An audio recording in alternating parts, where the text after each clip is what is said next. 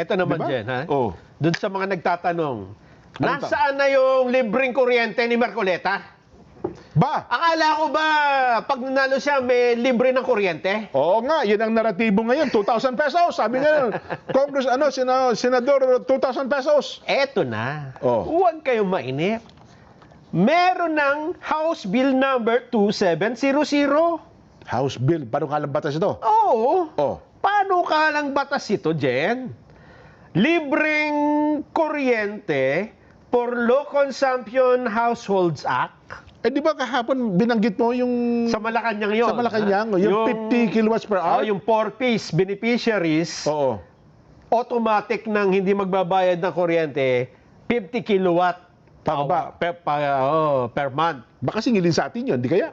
Hindi naman. Sa 4-piece yun eh. Ah, 4 piece. Ito naman, Oh. sa kumukonsumo ng magkano ba yung pangako ni Senador Marcoleta dyan? Ang original, gusto niya 2,000. Pero ngayon, Oo. ginawa na lang niya na 200 per kilowatt hour para kung magkano man yung 200 per kilowatt hour, yun ang libre. Ay, ito na yun. Ito yung sagot dyan. Oo, ano sabi? Ang panukalang batas naman ito ay kung ang singil mo sa kuryente ay hindi hihigit sa 2,000 piso. Okay. O di tama, di ba? 2,000.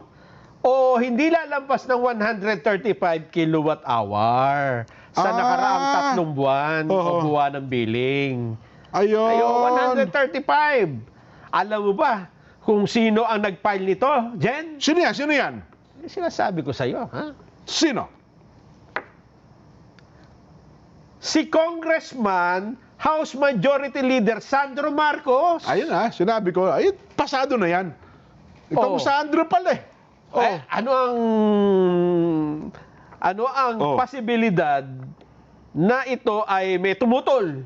Wala. Approve yan. Oh. Pati nga yung anti-dynasty bill eh. Di ba? Siya nag-push yun eh. Kung Sandro. Aha. Ngayon, panukalang batas, ay, naku, mabilis yan, Nelson. Priority bill yan. Aha. Pasok yan. Oh. Ngayon, kailangan na lang dito ay counterpart sa Senado, ano? Ay, di. Nandun si Senador Marcoleta. Aba, Meron na nandun siya naman kay Marcoleta, 200 kilowatt. Oo. Pero, pasok pa din sa 2,000 piso na either or to dyan oh. Yes. 2,000 piso Oo. So, kung ito ay pagtutugmain nilang dalawa, Oo. magkakaroon nga na tayo ng libreng kuryente sa mababang konsumo. Nagiging yan, consolidated bill. Oo. Pagsasamahin nila yan. Pag-iisahin. Kasi yung kanya, 2,000, di ba? Oo. Ang kay Senador Marcoleta kasi ngayon, nirevise niya, ginawa niyang 200 per kilowatt hour. Kapag ka nakatuwa, kasi ang estimate niya dyan, kung 200, pinakamataas, 2,700. Mukhang magkakasundo nga sila dahil dito, 2,000 pesos yung tinatarget Ayan. Oh. Oo. Magko-consolidate yan. Either yung kilowatt hour o yung presyo ang pag-uusapan nila. Oho. Oh. Ay, Ang tingin ko, nag-usap si Kong Sando at si Senador Marcoleta. ganun ba? Oo. Ang ibig sabihin natin dito, Jen, yung mga ganyang patakaran kasi, Oho. it will take time, di ba? Yes. Kasi sabi nila, akala ko ba pangako ni Marcoleta nung nanalo, ba't wala naman nangyari? Ito na nga. Ang nag-iisip lang ng gano'n, medyo Ay, yung mga hindi hindi nakakaintindi At ng saka proseso. Tsaka yung mga hindi naman talaga bumoto yon, Jen. Oo. Oo. Kasi, Katulad ni Ogie Diaz. Yun. gano'n. Bakit siya ba naghahanap din ng ano? Lagi niya. Lagi niya pinopost Lagi Proud ako na hindi ko binoto si Senador Marcoleta. Kasi ang naratibo ngayon, 'di ba, ang senador kay laban kay Senador Marcoleta, nagsisisi ako. Bakit binoto ko Senador mayroong gano'n ano? Baliktad naman sa kanya. Siya proud dahil hindi niya binoto. Hindi niya binoto. Pero makikita mo, Jen, Oo. sa mga iba't ibang himpilan, Oo. pagka si Senador Marcoleta ang topic at ini-interview, Kanina, in-interview sa tanghali. ang taas talaga ng views. Oo. Kaya hindi na ho natin, ang problema ho kasi, kayo rin ang nagpalaki. Doon Oo nga. nagpasikat ng todo Kaya nga. Diba? Si OG nga nagpanalo kay Senador Marcoleta. Sa tingin ko Di ba? Kasi maraming asar sa kanya. Maraming asar sa ayaw mo pala. Iba po. Hindi, gusto namin. Oo. Kung gustuhin natin. Ay, talaga naman, oo, buhay nga naman. Ay, maraming pinaguhugutan si OG kasi kay laban kay Senador Marcoleta. May unawain na lamang natin, ano ha? Wag yung aawayin, ha? Ay, ito, natatandaan mo ba si Congressman Joel Chua, Nason? Si Kong Joel. Yung ano, Oh. yan ba yung sa Maynila? Yes, sa Maynila. Mukhang dahil nga sa paglaganap ngayon, Nelson, ng mga yung paggawa ng sigarilyo sa Pilipinas. Oo. Kasi wala na raw pogo ngayon, nag-transfer ata sa sigarilyo. Biso na ata, ano ha? Oo. Ang sabi po ni Kong Joel, parang kino-question po niya ang Bureau of Customs sa talamak pong smuggling ng sigarilyo sa Pilipinas. Nagkaroon pala ng pagdinig ang House Committee on Ways and Means at doon daw po ay takang-taka itong pong si Kong Joel Chua kung bakit sa kabila ng pagkakaroon daw po ng intelligence fund ng BOC, hindi pa rin daw po masawata ang smuggling. Kaya sinisi po ni Kong Joel si BOC Deputy Commissioner for Intelligence Romeo Alan Rosales kung ginamit ba ng tama ng ahensya ang kanilang intel funds dahil patuloy silang nalulusutan ng mga smuggler. Pero teka lang, ang report ni Secretary John B. Cremulya Nelson, hindi na po smuggling ng sigarilyo nangyayari ngayon. Oo, ano Dito na? na po minamanufacture sa Pilipinas. Hindi na po dumadaan sa mga ports natin. Yung mga, oo nga, tama, Diba? tama. Oo. Yung nakita mo sa may Pampanga, Dito na, yan. Mexico, San Fernando, at meron pa raw, Nelson, ito, may pa-suspense na naman si Secretary John Vic. 2 mambabatas daw. Ang sakot. Ang sangkot na taga-norte. Hindi pa niya sinabi kung ang balita ko, ang tinutukoy ata niya dyan, taga Nueva Ecija eh. Ganun ba? Di ko alam ha. Oo. Kung sino. Tapos sabi niya ata niya, nakikipag-usap daw sa kanya, nagtatangka raw na makipag-usap, yung 2 mababatas na yan, Nelson, nagpapa-schedule daw, hindi daw niya hinarap. Ba? Nung tinanong siya, sino ho ba yung mga yan para pangalanan na ninyo? Hindi ko muna niya sasabihin, para ganon. Ba't di pa sinabi? Ayaw mo rin na, di ba? Para maaga na po magkaalaman kung sino talaga nasa likod ng pag-manufacture ng bilyong-bilyong halaga ng sigarilyong ito. Kaya aminado din naman si Secretary Remulla Nelson na kaya naging matagumpay ang kanilang kampanya dyan sapagkat magkasalib ng puwer. Ayun pala, nasa tabi niya si Commissioner Di ba si yan? Ni Ariel Nepomuceno yan? Yes. At saka itong BIR. Sino na bang ang head ng BIR ngayon? Charlie. Yan. Mendoza. Ano pangalan nun? Si Charlie. Tama. Charlie Mendoza nga. Hindi. Hindi, tama. Ay, kapangalan ba? Oo. Ganun. Oo. Ayun. Siya nga. Tapos yung PNP, andun si General Natates.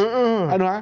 Joint effort. Kaya nagtataka ako kay Congressman Joel Chua, bakit niya nasabing hindi naging epektibo ang intelligence fund ng BOC?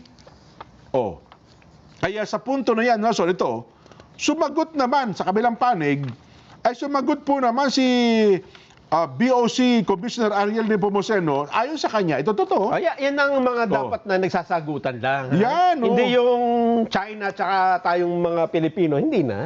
Yung kanya-kanya mga government official, May okay nakikita yung mga mababatas natin, sumagot naman yung kinaukulang ahensya ng gobyerno. Sabi ni Ariel? Sabi niya, sulit na sulit po ang intelligence fund ng Bureau of Customs dahil malalaki pong halaga ng smuggled goods na nasamsam ng ahensya mula pa lamang po ng Enero hanggang Desembre na nakalipas sa taon. At ngayon daw po sa mga unang bahagi ng taong ito, talaga namang, malalaki po ang kanilang nahuli na pumapasok po sa ating bansa. Mahigit 400 bilyon ang halaga daw po na nasabat na items. Kalahati rito ay produktong agrikultural. Kabilang po sigarilyo na patunay lang na nagagamit ng tama ang intelligence fund. Sobrang sulit naman po yung ginagastos natin sa intelligence fund. Sulit. Kung ikukumpara sa napakalaking halaga na nahul ng BOC pagdating po sa mga smuggled na produkto. Sinasabi natin. Hindi anya biro ang panganib na makipaglaban sa mga smuggler at sindikato. at malaking tulong ang koordinasyon ng PNP, DOJ at ng CIDG upang mabigyan ng proteksyon ang kanilang tauhan. Natukoy po ang mga nasa likod ng iligal na gawain at mapanagot daw po ang mga ito sa korte. Ayan ang gusto natin. Pati sa korte, Nelson, ano ha? At makatulan. Ayun. Sinasagot po niya yung mga aligasyon daw po ni Congressman Joel Chua doon sa pagdinig ng House Ways and Means Committee ukol doon sa sinasabi niyang hindi raw po nagagamit ng tama ang intelligence fund ng BOC. Oh. Ayun. Yan ang sinasabi natin ngayon. Oh. Ngayon daw, sabi ni Secretary John Vic, sa mga susunod na araw, lilipat naman daw sila sa Visayas, Mindanao. Meron pa raw palang mga pagawaan din daw po ng sigarilyo. At ito, dito na minamanufacture sa Pilipinas. Yung nakita daw nila doon sa may Pampanga, mayroon ng mga machine na gumagawa po ng sigarilyo. Wala bang brand na binabanggit niya? Wala. Kasi alam mo na, sa probinsya, Kahit anong brand, hindi na nabibili pa rin? Oo. Alam mo bang mas malaki ang kita ng mga yan kaysa sa itong mga pangkaraniwan? Oo, siyempre. Kasi yung mga branded na sigarilyo, parang ang halaga ata, 260 pesos. Walang mga cameraman tayo dito na nagano. Aywan ko dati kasi... Nakakita ko dyan sa tindahan, nakalagay karatula, isang stick, 9 pesos. Apakamahal ng tutog ngayon? 9 pesos. Ganon. Sigarilyo. Kaya pala isang kaha daw ngayon, 260 pesos. Pero ito daw, itong nagagawang ito, 100 pesos lang eh. Kasi hindi nagbabayad Hindi nagbabayad ng buwis. Ibig sabihin, ganun kamura. So, kung nasa probinsya ka, 100 pesos, di ba? Tapos meron silang ginagawa pala ngayon, di ba, 20 isang pakete. Meron na pala ngayon na 10 lang. Yung maliit lang. Mayroon daw ganon. Nagiging sachet na rin pala sigarilyo ngayon. Ano ha? Hindi ko kasi lang, hindi kami naninigarilyo ni Nelson eh. Ano ha? Kami ho, kain lang ang aming bisyo. Kain ng samgyups. Yun po. Sana suportahan nyo na lang, di ba? Kong Joel, suportahan nyo na lang yung mga ahensya ng gobyerno na nagtatrabaho. Doon sa mga ahensya ng gobyerno na hindi po nagtatrabaho ng maayos, siguro yun ang hanapan natin ng performance.